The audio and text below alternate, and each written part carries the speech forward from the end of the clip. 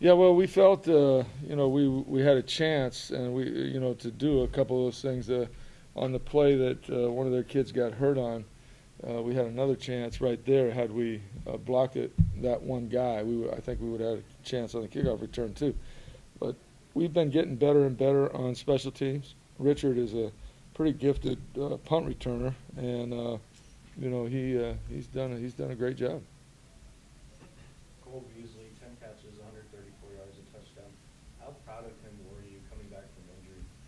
Yeah, well, we he got dinged there at the end, so hopefully he'll be okay. But it's always a little scary whenever you're talking knees with fast guys. But he did a good job, and he's a big part of what we do.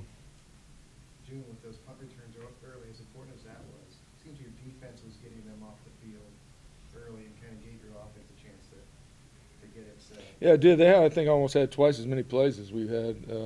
I know in the first half they did. I don't know how it ended up for the game, but when you get in those kind of games, when you have opportunity to have the football, you got to do something with it. And we missed a couple throws in that first half that might have given us a couple more scores.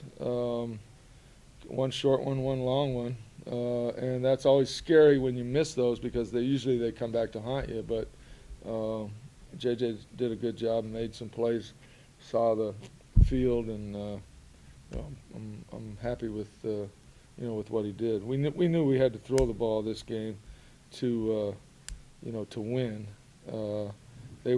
I knew they were going to be geared up to stop Zach, and Zach got some yards there late, but we really passed the ball to win the game in the first part of it.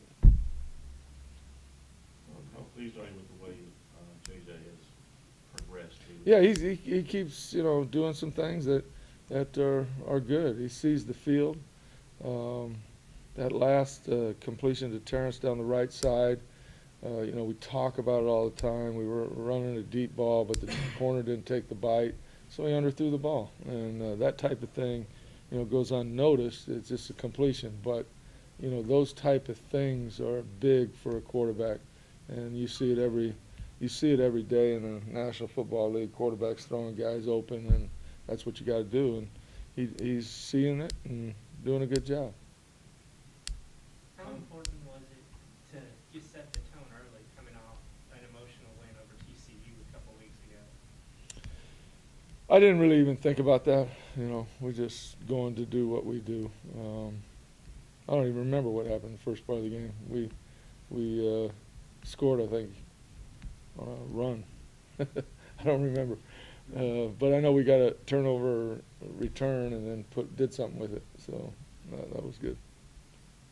How do you feel overall about your team right now, the position you're in? Yeah, I'm really pleased with the chemistry on the team. And, the guys made a commitment in the start of the season to really, make a commitment to honor, something higher than anything else. And the chemistry is working. And, we've had some really neat things happen this year internally that excite me as a team. And the guys are really coming together and bonding. And that's what you got to do. We've got a tough road. Even though we're 5-1, man, it just gets harder from here. And that chemistry will be the reason that we hang together and have a chance to still go to a bowl. Your guys seem to rally around your honorary assistant coach today. What do you think your players, or what did your staff get from having him on the sideline with you? Well, it's a real kind of unique kid right there.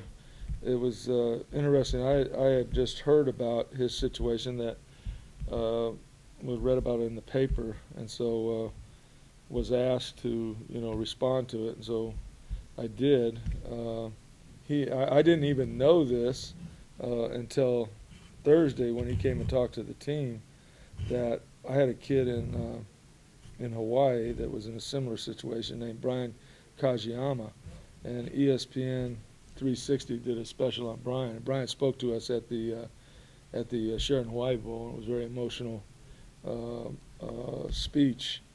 And this kid saw that ESPN 360 and has been befriended Brian, and I didn't even know that. And because of Brian's commitment and what Brian did, Kellen took a new lease on life about getting things done and wanted to be a part of football. And I didn't even know that when I first contacted him until Thursday when he talked to the team. He shared that with me. And those are the type of things that I'm talking about that you know, we go out there and play the game, but it's really about those kind of things. And, you know, like I said, I don't even remember the first, you know, you asked me about that first deal. I don't remember, but I'm not going to forget that little kid, you know. And that's really what makes this team kind of unique. Given that you guys were coming off a win over TCU and that it was a rematch of conference, you guys Mhm. championship game, were you disappointed and proud of that? Well, I don't, you know, really have any comment. The crowd that was there seemed like they were really, you know, loud and into the game. We have had a situation because of where we've been for 25 years that, you know, we're still going to take time to build that back. But, you know, this is a unique place and a great situation, and, you know, the potential is all ahead. You know. How much did you talk about last year's championship game in terms of revenge or getting the rings back, or the game that didn't go the way you wanted last year and making up for last year today? I didn't say anything about it. I know the kids had talked about it, but I didn't say anything. I knew that this was a good team, and I knew that you know what we were going to have to do, and that what we were going to have to do is get them off the field running the football, and then we're going to have to pass the football efficiently to have a chance to win, and you know, we executed the game plan. You mentioned the potential.